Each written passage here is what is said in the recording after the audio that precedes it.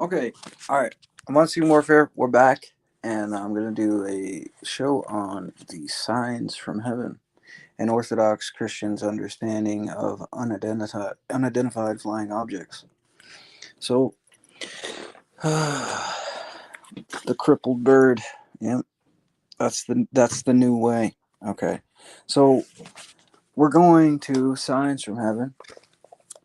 All right, so it says, the post World War II decades that have witnessed the astonishing increase of Eastern religious cults and influence in the West have also seen the beginning and spread of a parallel phenomenon, which, although at first sight it seems totally unrelated to religion, and on closer examination turns out to be just as much a sign of the quote post Christian age as the quote new religious consciousness as the Eastern cults. This phenomenon is that of the quote unidentified flying objects, which have supposedly been seen in almost every part of the world since the first quote flying saucer was spotted in 1947. Human credulity and superstition, which are no less present today than at any time in human history, have caused this phenomenon to be connected to some degree with the quote crackpot fringe of the cult world. Um, but there has also been a sufficiently serious and responsible interest in it to produce several government investigations and a number of books by reputable scientists.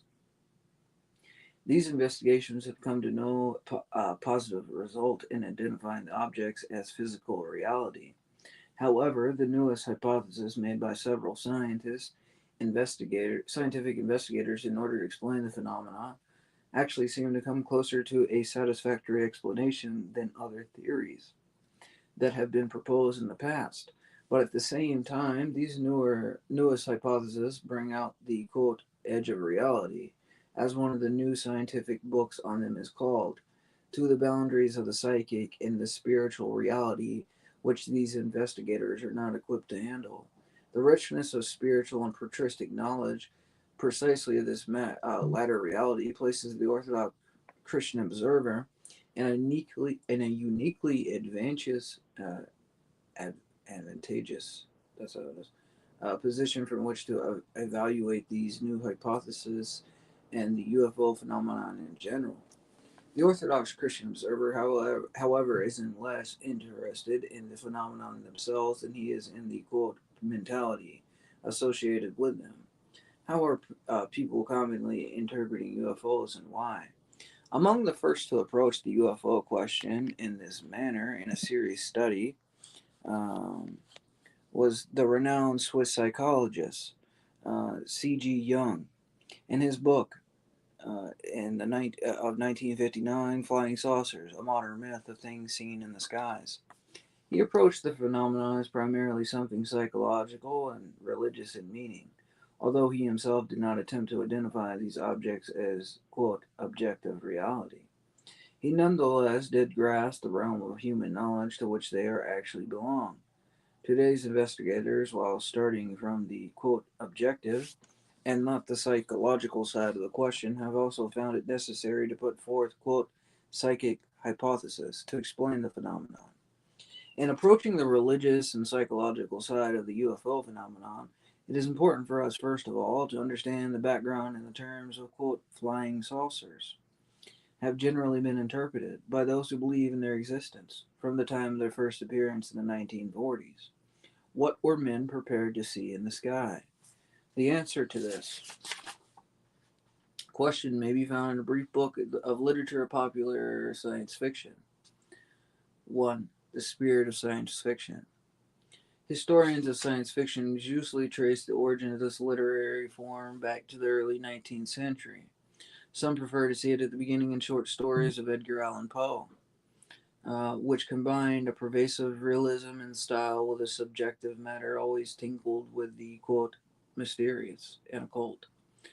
Others see the first science fiction writer in Poe's English contemporary, Mary Wollstonecraft Shelley, wife of the famous poet. Her Frankenstein, or the modern Prometheus, combines fantastical science with occultism in a way characteristic of many science fiction stories since then. We had a conversation about the Prometheus today with a supposed scientist.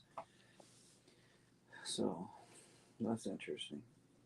Speaking of science, let's go to what was written, and I've said this somewhere else, but I think it would be interesting, to say it here. Why not? One second.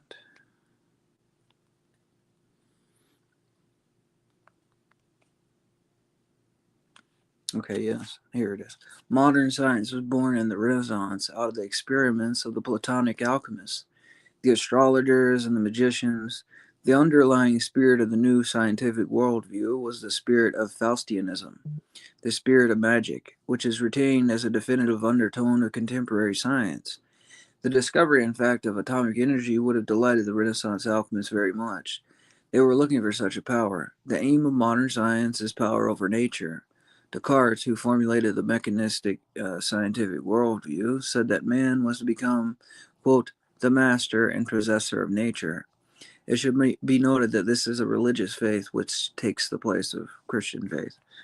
That's Father Seraphim Rose, the Orthodox Survival Course, Lesson 3, quote, the Renaissance. So, we got that there. Saint Seraphim, actually. Yeah, he's been canonized, so by us true Orthodox, so we're going with that. So back to this Prometheus combines fantastic science with occultism and a very characteristic of many science fiction stories since then. The typical science fiction story, however, was to come with the late 19th and 20th centuries, from Jules Verne and H.G. Wells to our own days, for a largely second-rate form of literature in the American periodical, quote, pulps of the 1930s and 40s. Science fiction has come of the age and become a respectable international literary form in recent decades. In addition, a number of extremely popular motion pictures have shown much of the spirit of science fiction has captivated the popular imagination. The cheaper and more sensational science fiction movies of the 1950s have given way into the last decade or so to the fashionable, quote, idea movies like 2001, A Space Odyssey, Star Wars, and Close Encounters of the Third Kind. Not to mention one of the most popular and long-lived American television series, quote, Star Trek. The, the spirit of science fiction is derived from an underlying philosophy or ideology, more often implied than expressed in so many words, which is shared by virtually all those who create in science fiction forms. This philosophy may be summed up in the following main points. 1. Religion in the traditional sense is absent, or else present in a very incidental or artificial way. The literary form itself is obviously a product of the quote post Christian age, evidently already in the stories of Poe and Shelley. The scientific universe is a totally secular one, although often with a quote mystical overtone of an occult or Eastern kind. Quote, God, if mentioned at all, is a vague and impersonal power, not a personal being. For example, the quote force of Star Wars, a cosmic energy that has its evil as well as good side. The increasing fascination of contemporary man with science fiction themes and a direct reflection of the loss of traditional religious values. So let's think about for the second, because we're talking about uh, you know Star Wars or something like that, right? So it's talking about what did he say there? Let's read that back. He said, uh, "The force of Star Wars, a cosmic energy that has its evil as well as good side." So they put good and evil sort of on equal opposing forces, right? That's what they would say. Now, where else do we find that at? In we find that in the Kabbalah. So this is something to think about. This is an Orthodox perspective of what the Kabbalah teaches and why dualism is an issue. So let's go there. Refuting Kabbalistic dualism. This is something I put together. It's from a few different places. So evil is not a created force or entity. It is essentially nothing because it is absence of the twisting of God's energies. The easiest way to think of evil is to liken it to darkness, which has no properties and cannot be measured or even created. You can remove light from a room, but you cannot add darkness to a room. Darkness is not a thing, it is the word we have created to describe the absence of another thing, light. So evil is not a thing. It has no, quote, thingness about it. It has no measurable properties. It is a word that we humans have created to try to describe the absence of God's energies when we can feel they are missing. Uh, yeah. So the Philokalia quotes Saint the Docus of Photiki. He says this: "Evil does not exist by nature, nor is any man naturally evil. For God made nothing that was not good. When in the desire of his heart someone conceives and gives form to what in reality has no existence, then what he desired begins to exist. We should therefore turn our attention away from the inclination to evil and try to concentrate on the remembrance of God for good, which exists by nature, is more powerful than our inclination to evil. The one has existence while the other does not, except when we give it existence through our actions." So we have this verse, which gets, kind of misplaced and misinterpreted by the Kabbalists. It's Isaiah 45 and 7. Isaiah says, "I form the light and create darkness. I make peace and I create evil. I, the Lord, do all these things." So here's the problem with interpreting this. So it says, "I create darkness, I make peace, and I create evil," right? So the KJV translators did not mistranslate the Hebrew word "ra" in this verse.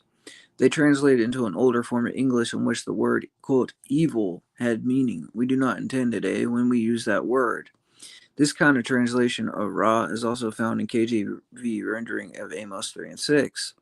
The Holy One is not saying in Isaiah 45 and 7 or Amos 3 and 6 that he commits moral evil. He says he blesses some people and in some cases visits judgment on others through the disaster or calamity. This does not mean that all problems or disasters are judgments from God. We live in a fallen world where such things happen. Everything God made, including man, is very good, because God is good. Nothing he made, therefore, is evil in itself. So then, human nature is good in itself, but sin is a free choice of man's will, and is contrary to both God's nature and human nature. This is something I've been thinking about. So,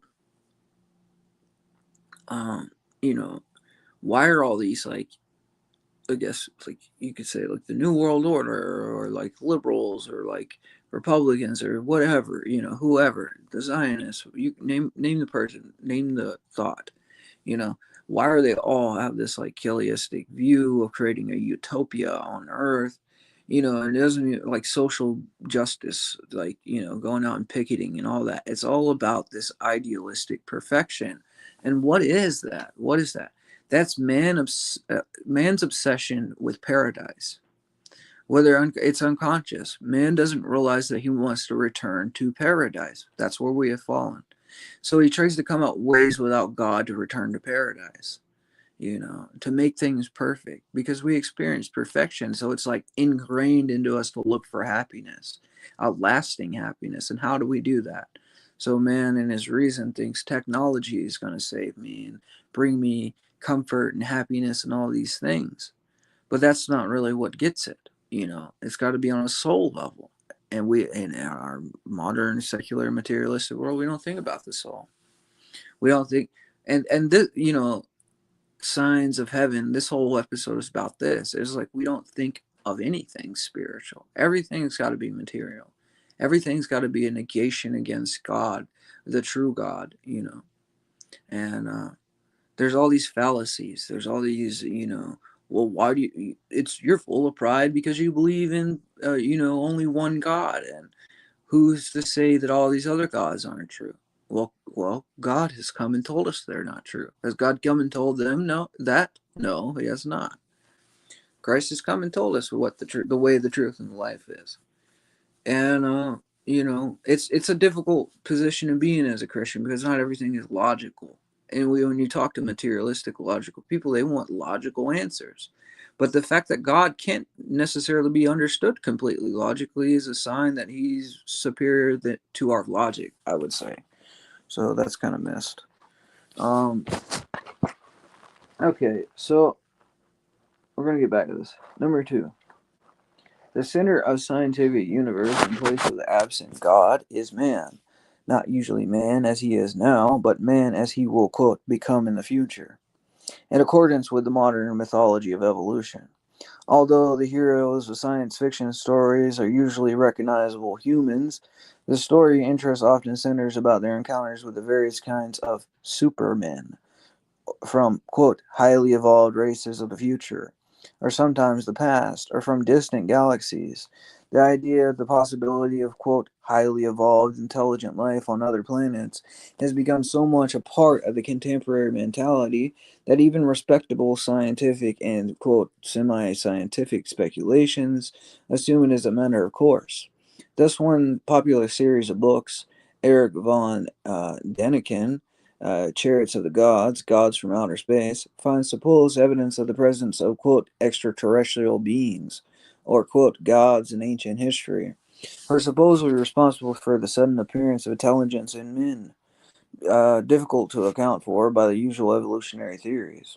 Serious scientists in the Soviet Union speculate the destruction of Sodom and Gomorrah was due to a nuclear explosion, that extraterrestrial beings visited Earth centuries ago, and that Jesus Christ may have been a, quote, cosmonaut. And today we, quote, may be on the threshold of a second coming of intelligent beings from outer space. Equally serious scientists in the West think the existence of, quote, extraterrestrial intelligence is likely enough that for at least 18 years they've been trying to establish contact with them by means of radio telescopes. And currently there are at least 6 searches being conducted by astronomers around the world for intelligent radio signals from space.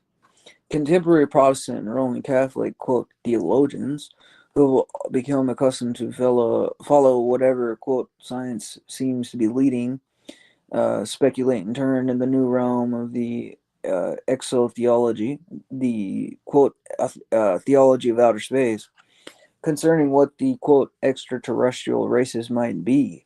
It can hardly be denied that the myth behind science fiction has a powerful fascination even among many learned men of our days. The, quote, the future, quote, evolved beings in science fiction literature are invariably seen as having, quote, outgrown the limitations of present day humanity. In particular, the limitations of, quote, personality. Like the, quote, god of science fiction, quote, man has also become strangely impersonal. In Arthur C. Clarke's Childhood's End, the new race of humans has the appearance of children but faces devoid of personality. They're about to be guided into a higher evolutionary transformation, on the way to becoming absorbed in the impersonal overmind. In general, the literature of science fiction, in direct contrast to Christianity, but exactly in accordance with the some schools of Eastern thought sees, quote, evolutionary advancement and, quote, spirituality in terms of increased impersonality. So, if God becomes impersonal, we don't have a personal God that we're creating the image in, then, it's just like a void of personality. It kind of reminds me of Saint Macarius when he describes hell. He's in the desert and he kicks over a skull, and one of the skull starts talking to him, and it's a pagan priest. And Saint Macarius says, "What's it like where you are?" And he said, "We're stacked up, and we can only see the back of each other's heads." Because there's something about being created in the image of God, and if you're separated from God, then you can't really contact another person. There's no, it's something like that. Like communion with God means communion with other people in a sense, you know. And if you're separated from God, there's no way, you're devoid of this personal thing going on. I don't know. It's a strange story if you look it up. Completely believe it. Okay, let's see where we're at. Okay, among the characteristics of quote highly evolved creatures of the future are wait. The future world humanity are seen by science fiction ostensibly in terms of quote projections from present day scientific discoveries. In actuality, however, these quote projections correspond quite remarkably to the everyday reality of the occult and overly demonic experiences throughout the ages. Among the characteristics of the quote highly evolved creatures of the future are communication by mental telepathy, ability to fly, materialize and dematerialize, transform the appearances of things, or create illusionary scenes and creatures by quote pure thought, travel at speed far beyond any modern technology, to take possession of the bodies of earthmen and expound of a quote spiritual philosophy which is beyond all religions and holds promise of a state where quote advanced intelligence will no longer be dependent on matter. All these are standard practices and claims of sorcerers and demons. A recent history of science fiction notes that a persistent aspect of the vision of science fiction is the desire to transcend normal experience through the presentation of characters and events that transgress the conditions of space and time as we know them. The scripts of, quote, Star Trek and other scientific stories, with their futuristic, quote, scientific devices, read in part like excerpts from the lives of ancient Orthodox saints, where the actions of sorcerers are described at a time when sorcery is still a strong part of pagan life. Science fiction is generally and usually not very scientific at all, and not very, quote, futuristic either. If anything, it is a retreat to the, quote, mystical origins of modern science, the science before the age of the 17th and 18th century, quote, Enlightenment, which was much closer to the occultism. The same history of science fiction remarks that the, quote, roots of science fiction, like the roots of science itself, are in magic and mythology. Present day research and experiments in parapsychology point also to a future connection of, quote, science with occultism, a development which science fiction literature is in full harmony. Science fiction in the Soviet Union, where it is just as popular in the West, although its development has been a little different, has exactly the same themes as Western science fiction. In general, quote, metaphysical themes in science fiction, which labor under watchful eye of, quote, materialist censors, come from the influence of Western writers or from direct Hindu influences, as in the case of the writer Ivan Ephraim, Ephraimov. I think that's how you say it.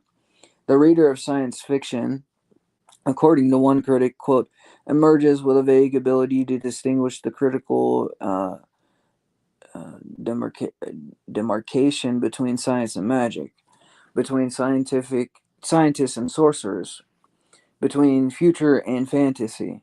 Science fiction, both East and West, says the same writer, like other aspects of contemporary culture, quote, all conform the fact that the higher stages of humanism is occultism.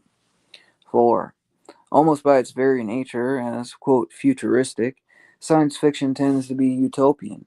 Few novels or stories actually describe a future perfect society, but that most of them deal with the, quote, evolution of today's society into something higher, or the encounter with an advanced civilization on another planet, with the hope or capability of overcoming today's problems and mankind's limitations in general. In Efremov's and other Soviet science fiction, communism itself becomes, quote, cosmic and begins to acquire non materialistic qualities. And the post industrial civilization will be like Hindu like. And the, quote, advanced beings of outer space are often endowed with like savior like qualities, and the landing of spacecrafts on Earth often herald apocalyptic events. Usually the arrival of benevolent beings to guide men in their, quote, evolutionary advancement.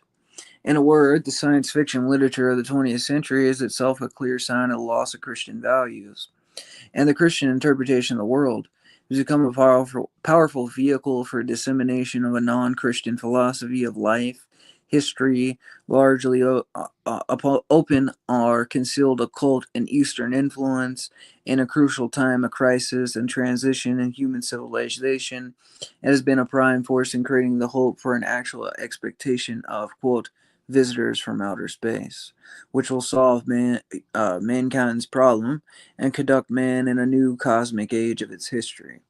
While appearing to be scientific and non religious, science fiction literature is in actuality a leading propagator in a secular form of the, quote, new religious consciousness, which is sweeping mankind as Christianity retreats. All this is necessary background for discussing the actual manifestations of the unidentified flying objects, which strangely correspond to the pseudo religious expectations which have been aroused in the post Christian man. 2. UFO sightings and the scientific investigation of them. Although fiction, one might say, has in a way prepared men for the appearance of UFOs, our understanding of their, quote, objective reality obviously cannot be derived from literature or human expectation and fantasies. Before we can understand what they might be, we must know something of the nature and reliability of the observations which have been made of them. Is there really something, quote, out there in the sky, or is the phenomenon entirely a matter of misperception on the one hand, and psychological and pseudo religious wish fulfillment on the other? A reliable outline of UFO phenomenon has been given by Dr. Jacques Vallée, a French scientist now living in California, who had advanced degrees in astrophysics and computer science, and has been involved in the scientific analysis of UFO reports for a number of years. His testimony is all the more valuable to us in that he studied closely UFO sightings outside of the United States, especially in France, and is thus able to give a fair international picture of the distribution. Dr. Vallée finds that although strange flying objects have been observed at various times in past centuries, their, quote, modern history, a mass phenomenon, begins in the years during just after World War II. American interest began with a sighting in 1947, but there were a number of sightings before in Europe. In World War II, many pilots reported strange lights being seen under intelligent control. And in 1946, particularly in July, there was a whole series of sightings in Sweden and other northern European countries. Sightings in this Scandinavian wave were interpreted first as, quote, meteors, then as, quote, rockets, or, quote, ghost rockets, or, quote, bombs, and finally some new type of aircraft, capable of extraordinary movements in the sky but leaving no trace on the ground or even when they seemed to land. The European press was full of reports of this wave of sightings, and everyone in Sweden was talking of them. Some thousands of sightings were reported, but not once was the hypothesis of, quote, extraterrestrial or interplanetary origin suggested. Uh, Dr. Vallée concludes that the wave was caused by actual existing but unidentified objects, not by any previous existing UFO rumor or expectations of, quote, visitors from outer space. In this and succeeding, quote, saucer waves, he finds a total absence of any correlation between widespread interest in science fiction and peaks of UFO activity. Earlier, also, there had been no, quote, saucer wave at the time of the American Panic over Orson Welles' 1938 radio adaptation of H.G. Wells' War of the Worlds. He concludes that, quote, the birth, growth, and expansion of a UFO wave is an objective phenomenon independent of the conscious or unconscious influences of the witnesses and their reactions to it. The first publication cited in the United States occurred in June 1947, when Kenneth Arnold, a salesman flying his own plane, saw 9 disc-like objects looking something like, quote, saucers, flying near Mount Rainier, or rather, in Washington State. The newspapers picked up the story, and the, quote, flying saucer era began. Interestingly, however, this was not actually the first American sighting at all. Other publicized sightings had been made in the months before this.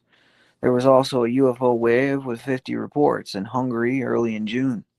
Therefore, the 1947 sightings can it all set down to the hysteria over the Arnold incident. There was other sightings in the American wave of 1947, chiefly in June, July, and August. Although some newspapers have speculated, quote, interplanetary visitors. These sightings were taken seriously by scientists who assumed they were the results of advanced human technology, most likely American or perhaps Russian. Pages 54 and 57. A second wave occurred in July 1948, with sightings in America and in France. In the United States, there was a spectacular night sighting made of the pilots of the Eastern Airlines DC 3 plane, the torpedo shaped craft, with two rows of portholes. Surrounded by a blue glow and with a tail of orange flames, which maneuvered to avoid collision and disappeared in August of the same year. There are many sightings in Saigon and other parts of Southeast Asia of a, quote, long fish like object. Page 57 59. 1949 saw reports of strange disks and spheres in Sweden, and more UFOs in America, including observations by trained astronomical observers. Small UFO waves, as well as isolated sightings, continued in 1950 and 1951, especially in the United States, but also in Europe. In 1952, the first real international UFO wave occurred, with sightings in the United States, France, North Africa, and at the peak of the wave, two sensational sightings were made about the Capitol and the White House in Washington, D.C., an area under constant control by radar. In September, there was a wave encompassing Denmark, Sweden, northern Germany, and Poland.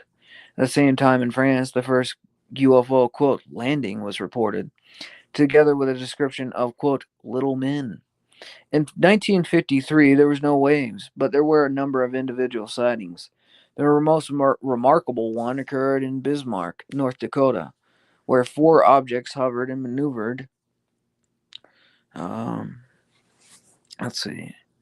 Over an air filter station for 3 hours at night. An office report of this event consisted of several hundred pages with accounts from many witnesses, mainly pilots and military personnel. In 1954, saw the largest international wave yet.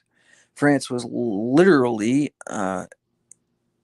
inundated with sightings, with dozens of reports from every day in September, October, November.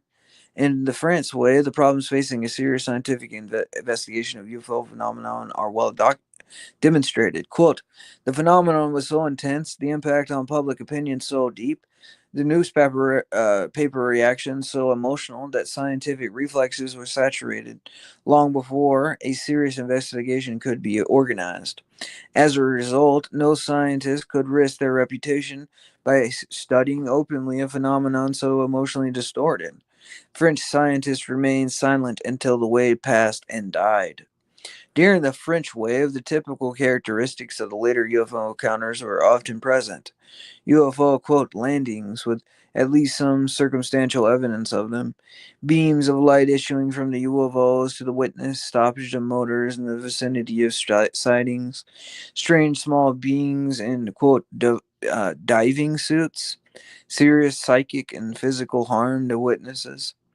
Since 1954, many sightings have been made every year in various countries, with major international waves in 1965, 1967, 1972, and 1973. The sightings have been especially numerous and profound in their efforts in South American countries. The best known government investigation of UFOs was that undertaken by the United States Air Force shortly after the first American sighting in 1947. This investigation was known from 1951 as, quote, Project Blue Book, lasted until 1969, when it was abandoned on the recommendation of, quote, Condon Report of 1968, the work of a scientific committee led by a noted physicist of the University of Colorado. Close observers, both of the, quote, Blue Book and the Condon Committee, however, have noted that neither of them took UFO phenomenon seriously, and that their main occupation was more of the public relations task of explaining away mystifying aerial phenomenon in order to calm public fear about them. Some quote science flying saucer groups claim that the United States government was using these investigations as a quote cover up of its own knowledge of the quote real nature of UFOs. By all evidence points to the fact that the investigations themselves were simply careless because the phenomenon were not taken seriously, especially after some of the stranger UFO stories have begun to make the subject distasteful to scientists. The first director of quote Blue Book, Captain Edward Ruppelt,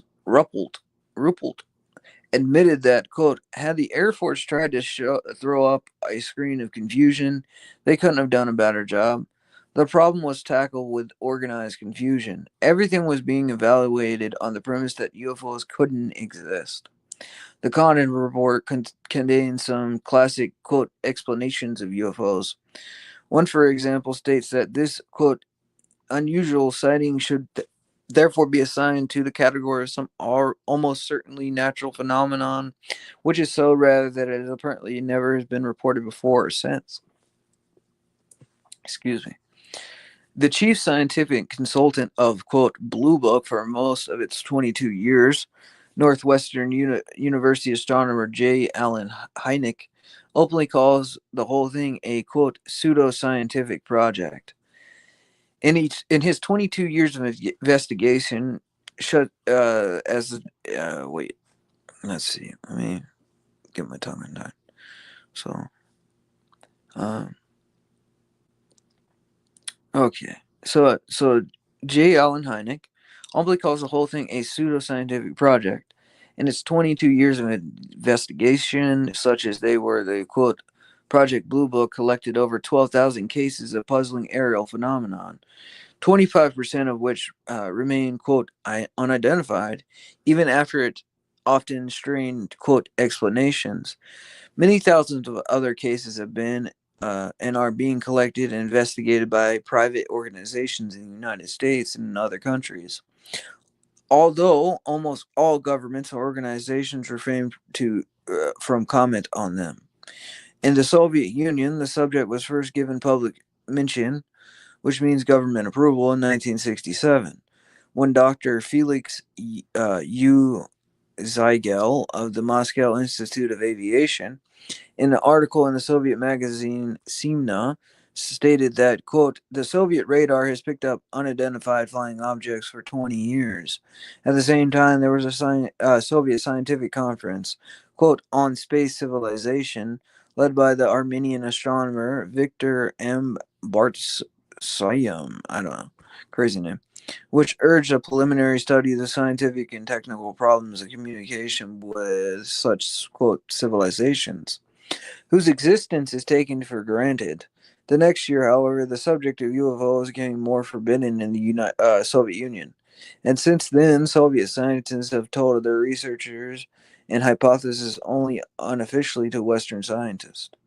In the United States, the subject of UFOs remains somewhat, quote, off limits for military and scientific men. But in recent years, an increasing numbers, especially among younger scientists, have begun to take the subject seriously and come together to discuss it and suggest means of researching it. Dr. Hynek and Villay speak of a, quote, invisible college of scientists who are now actively interested in the UFO phenomenon, although most of them do not wish their names publicly associated with the subject. There are, of course, those who continue to deny the phenomenon altogether, explaining it as a misperception or natural objects, balloons, airplanes, etc. Not to mention the hoaxes and psychological quote projections. One of these, Philip Klaus, takes delight in quote debunking UFOs, investigating some of the sightings and finding them to be either natural phenomenon or frauds. His study has convinced him that the quote idea of wondrous spaceships from a distant civilization really is a fairy story that is tailored to the adult mentality. Such hard headed investigators, however, usually restrict themselves to cases where actual physical proof of UFO have been left, the so called close encounters of the second kind, as we shall see below. and even staunch defenders of their reality are forced to admit that there is very little of this, even in the most convincing UFO sightings. The one thing that has persuaded a number of scientists in recent years to take the phenomenon seriously is not the physical proof of them, but the fact that there are many serious and reliable people have been seen something which cannot be explained, which often has a powerful effect upon them. Dr. Hynek writes of his investigation, quote, invariably, I have had the feeling that I was talking to someone who was describing a very real event.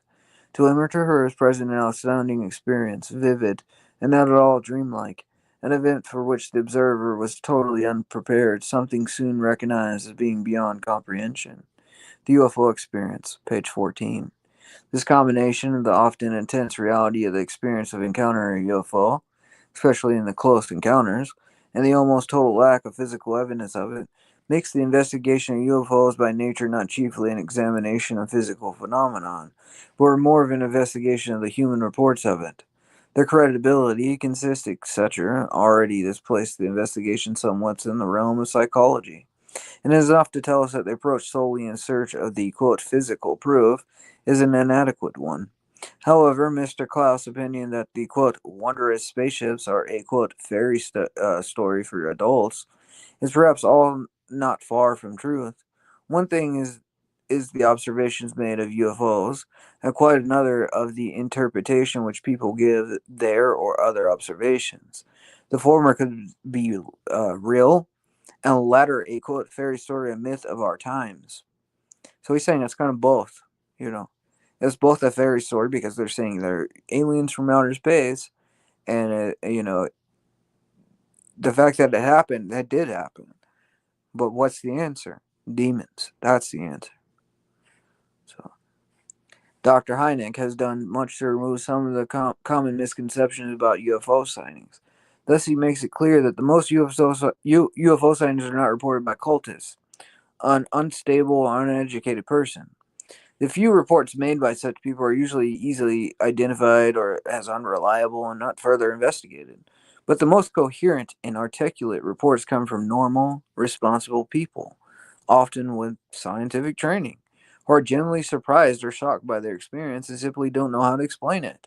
The UFO experience, page 10 through 11. The stronger the experience and the closer the UFO is seen, the less willing the witness are able to report it at all. UFO records are a collection of, quote, incredible tales told by credible persons. As one of the Air Force generals has remarked, there can be no reasonable doubt that there is something behind the many thousands of serious UFO reports. 3. The 6 kinds of UFO encounters. Dr. Hynek, who has studied the question much more thoroughly than any other distinguished scientist, has conveniently divided UFO phenomenon into 6 general categories. The first, quote, the nocturnal lights. What's up, man? Okay, so, the nocturnal lights, those that remain, quote, unidentified, which seem to display intelligent action but are not explainable as ordinary aircraft, often seen by multiple witnesses, including police officers, airplane pilots, and air report tower operators. Okay, the second category of UFOs is, quote, daylight discs, whose behavior is close to that of the nocturnal lights. These are the original, quote, flying saucers.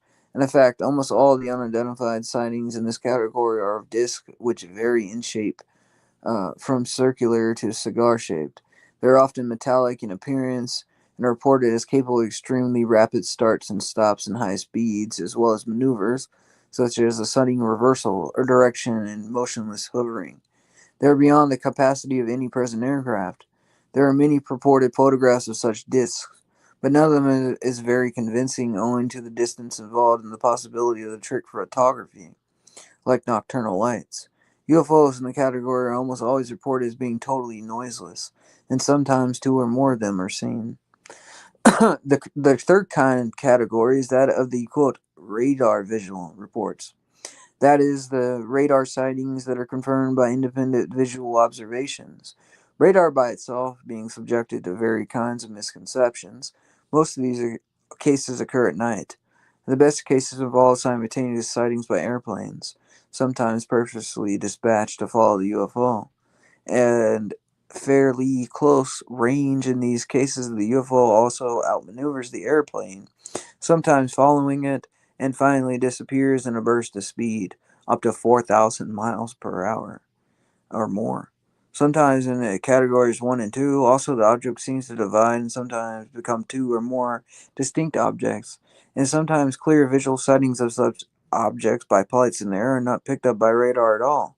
Sightings in this category, just as in the first two, last from between a few minutes to several hours. A number of cases in the first three categories is well documented, with numerous reliable experiences and independent witnesses. Still, any one case, as Dr. Hynek notes, might be, might be caused by some extremely unusual set of circumstances and not by some new and totally unknown phenomenon. But when many well documented cases, all similar to each other, accumulate, the chances that they are all unusual misperceptions of familiar objects become very small. The UFO experience, page 92. This is why serious UFO investigators are now concentrating on the collection of a number of well documented cases, and the comparisons of numbers of reliable testimonies already begins to show definite patterns of UFO activity. The emotional response of those who have witnessed UFOs of the first three categories is one of simple perplexity and puzzlement. They have seen something whose behavior seems totally unexplainable. They are left with a tantalizing desire to see it, quote, just a little closer. Only in a few cases, generally involving pilots who have tried to pursue the unidentified object, has something like a real fear been experienced at the encounters with something that seems intelligently directed and possessing a technology in advance of anything known today. In cases involving, quote, close encounters, on the other hand, the human response becomes much deeper, and the, quote, psychic side of the phenomenon become more pronounced. The, quote, close encounters of the first kind, CE1, are sightings of a luminous object at close range, about 500 feet or less. The light becomes sometimes very bright and casting luminescence on the ground below. When the shape of the object is described, it is generally stated to be oval, sometimes with a dome on top. The lights are often described as rotating, usually in counterclockwise direction. The objects often hover close to the ground, without sound or occasionally with a humming sound, sometimes moving close to the ground over considerable distances, and eventually taking off extremely rapidly, soundlessly, and usually straight up. There are numerous multiple witnesses accounts of such, quote, close encounters.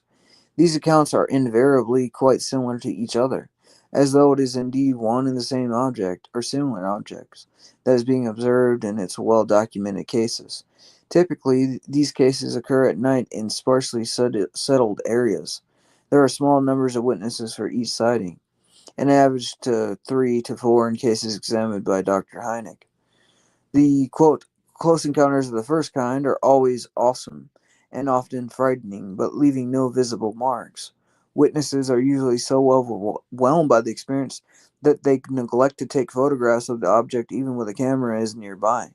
The typical of the effect on witnesses in this comment in the 1955 UFO report, quote, I can assure you, once anyone has seen an object such as this so closely for a period or even 1 minute, it would be etched into their memory for all time. The Hynek UFO report, page 145. The experience is so unusual that witnesses are often not believed when they report it, a fact that causes many to report it only confidentially, after many years or not at all. The experience is intensely real to those who experience it, but largely unbelievable to others. The typical close encounter of the first kind involved two Portage County, Ohio deputy sheriffs in 1966. About 5 a.m. on the morning of April 16th, after stopping to investigate a parked car on a country road, they saw an object, quote, as big as a house, ascending to the treetop level about 100 feet. What is that, dude?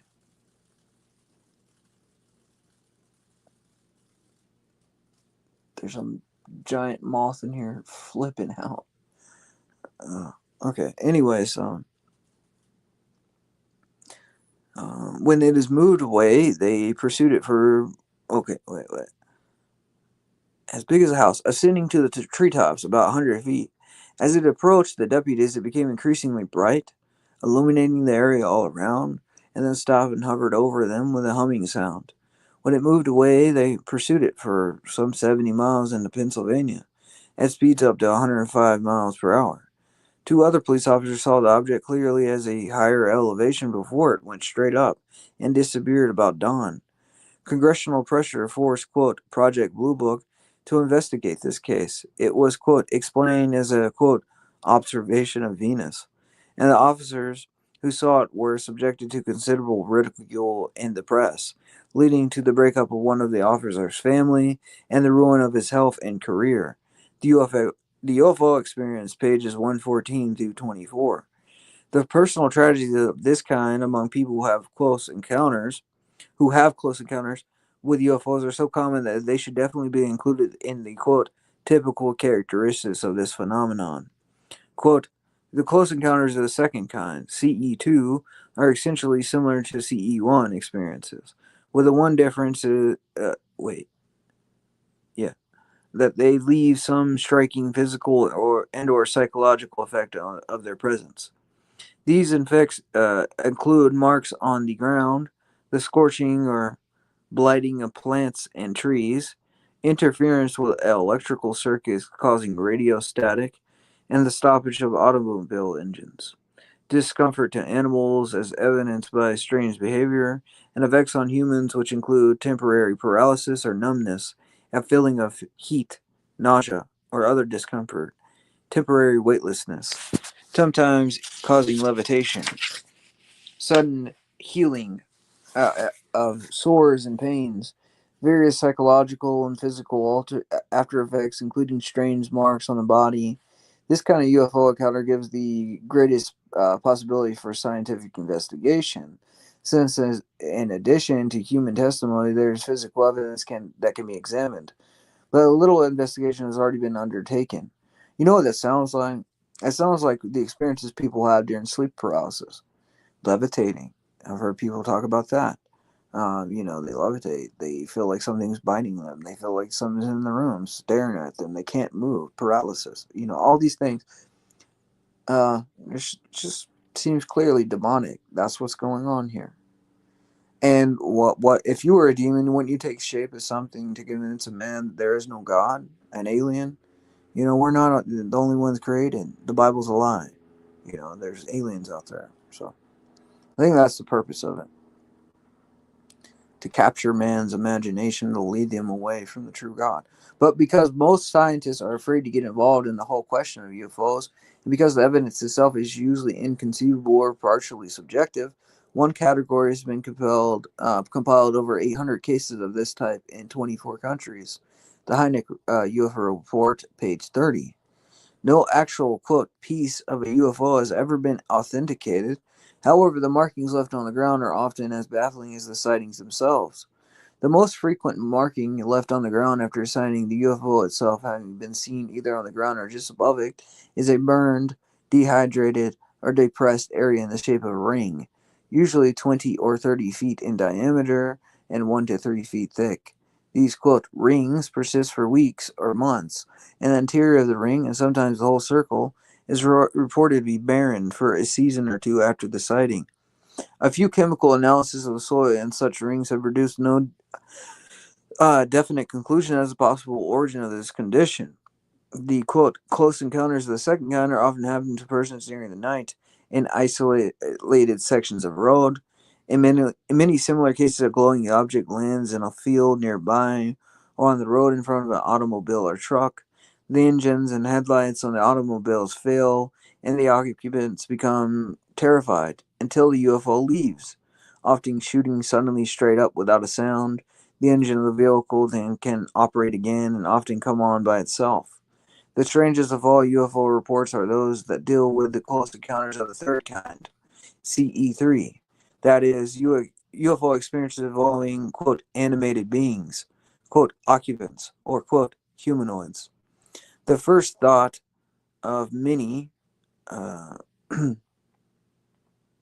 people when hearing of such reports to the picture, quote, little green men, and dismiss the whole phenomenon as unbelievable, a hoax of hallucination. However, the success of recent American science fiction film named precisely for this category of the UFO phenomenon, Close Encounters of the Third Kind, for which Dr. Hynek served as a technical consultant, together with the evidence of the Gallup poll in 1974 that 54% of those who are aware of UFOs believe they are real, and 46% of all those interviewed believe in the intelligent life on the other planets. On other planets, the percentage today would certainly be greater. Point to the rapidly increasing acceptance of contemporary men of the possibility of actual encounters with, quote, non-human intelligences.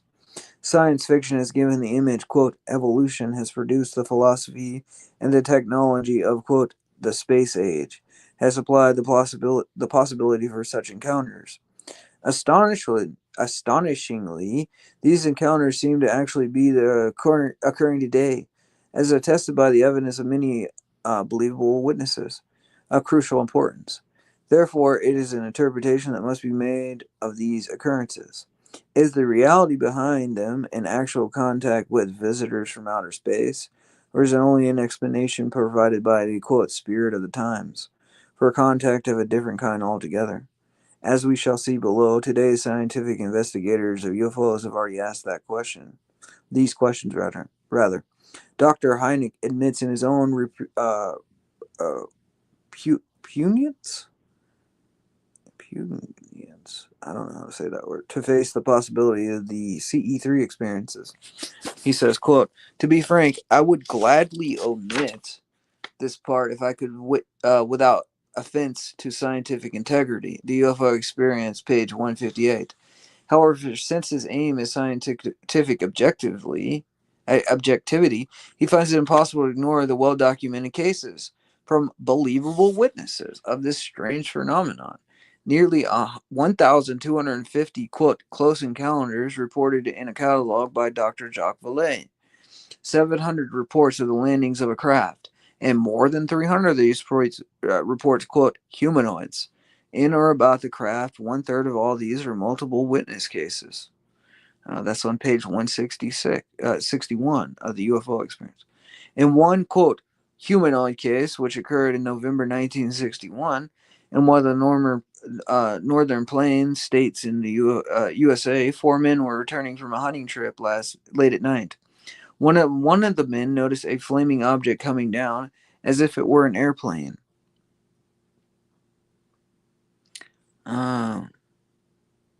Crashing about a half mile up the road from them. When they reached the site of the quote crash, all four men saw a silo-shaped craft in a field, sticking in the ground at an angle with four seemingly human figures standing around.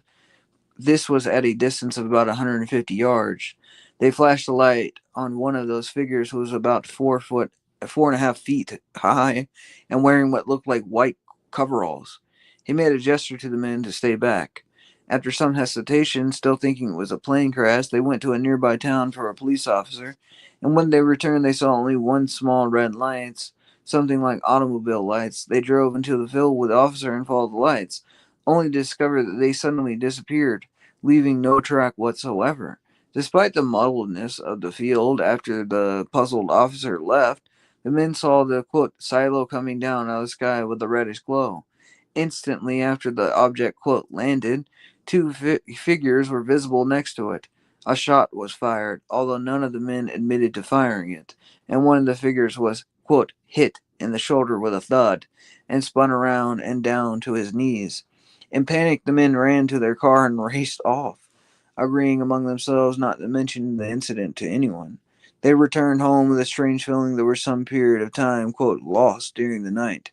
The next day was one of the men was visited at his work by several well-groomed, quote, official-looking men, who asked him questions about the incident but without mentioning the shooting, and then took him into their car to his home, where they questioned him about his clothes and boots and then left, telling him not to say anything about the incident to anyone. The hunter assumed these men were United States Air Force investigators trying to conceal some new quote secret device, but the men never identified themselves and never contacted him again.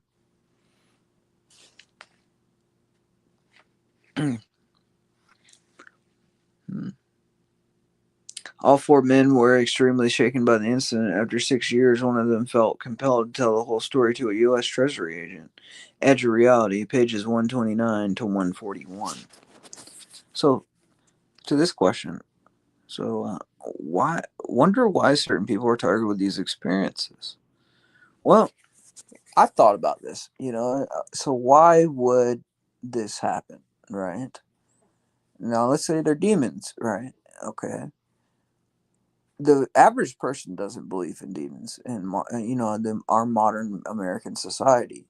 So it's a way, it seems, at least in my understanding of it, is, let's say this person was a God fearing person. You know, they could tempt somebody like that into believing God doesn't exist because aliens do, or they could go to like an atheist and appear in that way. It seems like to drive people crazy, to take them off the path of the truth. um because if man refuses to believe in God, then that carries them down to hell. That seems very strategic to me, I think, in the demonic realm. So I think that would be the reason behind it. uh, so it says, the men shot at another creature with a claw-like hand, which they saw on the roof. Still another on a tree nearby floated on the ground when it was shot. Other creatures were also seen and hit, or perhaps the same creature reappearing. But the men saw the bullets seen to ricochet off of them and have no real effect. The sound was like shooting into a bucket. After firing 4 boxes of shells with no effect, all 11 people, thoroughly terrified, drove to the Hopkinsville police station. The police arrived at the farmhouse after midnight and made a thorough search of the premises, finding a few unusual marks and seeing several strange meteors that came in the direction of the farmhouse, but discovered no, quote, creatures. After the police left, the creatures reappeared, causing more consternation in the household. Okay, so I'm gonna I'm going to read one more thing that's not what I'm reading from, to sort of get a picture of what I'm trying to get at, I guess, with this episode. Um, it's from an article, and it's dealing with the same subject. And I'm going to leave after that, and I'm going to return tomorrow with further information. So the article is, "Are We All Conspiracy Theorists Now? An Orthodox View of the Meaning of UFO Sightings," by Dr. Amir Azovan. Azovan? Okay. So he says, recently major news outlets and government officials began showing an eerily uncharacteristic willingness to seriously report on and affirm UFO sightings. To cite just one example, Tucker Carlson showed 2019 video footage, the authenticity of which was confirmed by the U.S. Defense Department, of pyramid-shaped objects flying over a U.S. warship. If we assume that no country has the resources and technology known how to devise such vehicles, then we're effectively left with three explanations of these aerial phenomenon, all of which are unavoidable, quote, conspiracy theories. The first explanation is that these are fake, perhaps computer generated or altered images of supposed UFOs created in order to divert attention from current and controversial political developments. This is a, quote, conspiracy theory in the most literal sense of the word, for it holds that something is, quote, the result of a secret plot by powerful conspirators. The second explanation is that these vehicles are operated by extraterrestrial beings, along with soon to be discussed third explanation. This is a, quote, conspiracy theory in a more conventional sense, whereby people invoke the word in a lazy attempt to discredit any explanation that attributes to a phenomenon to a cause beyond our planet or nature itself. The theory is dismissed not because of some commitment to science, although many will certainly attempt to cloak their philosophical assumptions in scientific garb, but because of human arrogance.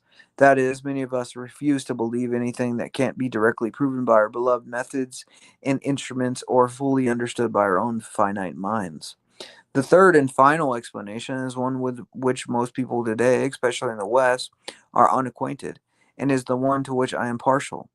Any Christian familiar with church history, and particularly the lives of saints, is aware of the reality of spiritual beings that manifest themselves in deceptive ways.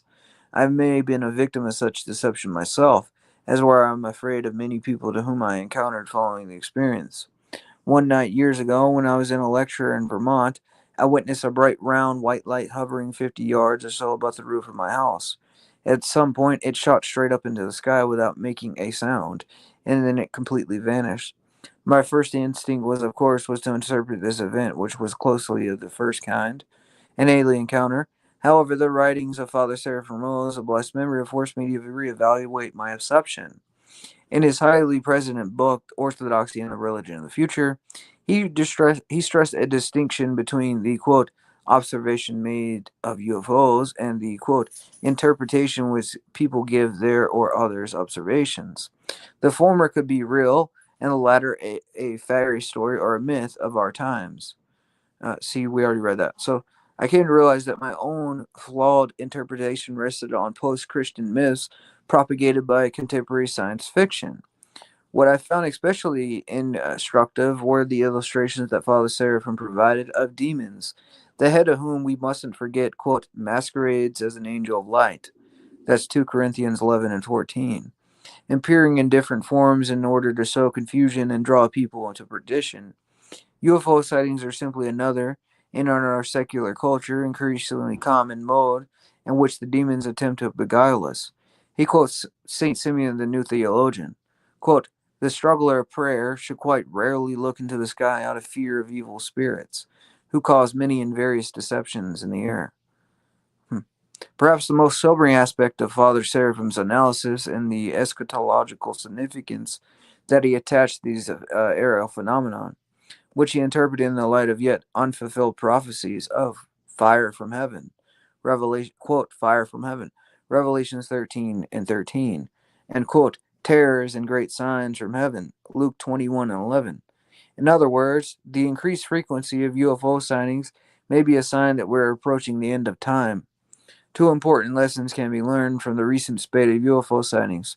First, we should think twice before arrogantly dismissing a particular explanation with buzzwords like, quote, conspiracy theory. In this specific instance, we're all, in one sense or another, conspiracy theorists, regardless of the explanation to which one subscribes, becomes more humble. If we became more humble, we may discover that the world is far more interesting, if if dangerous place than we previously imagined. The second and incomparably more important lesson is that in times to be spiritually vigilant. The quote UFO phenomenon, Father Seraphim explained, is quote is a sign to Orthodox Christians to walk all the more cautiously and soberly on the path to salvation, knowing that we can be tempted and seduced not merely by false religions, but even by seemingly physical objects which catch the eye. Okay, so I appreciate everybody. I'm on Unseen Warfare, and we're going over some Unseen Warfare. So this one's Science from Heaven. I'll come back probably tomorrow and do some more on this. I appreciate everybody that came by. Later.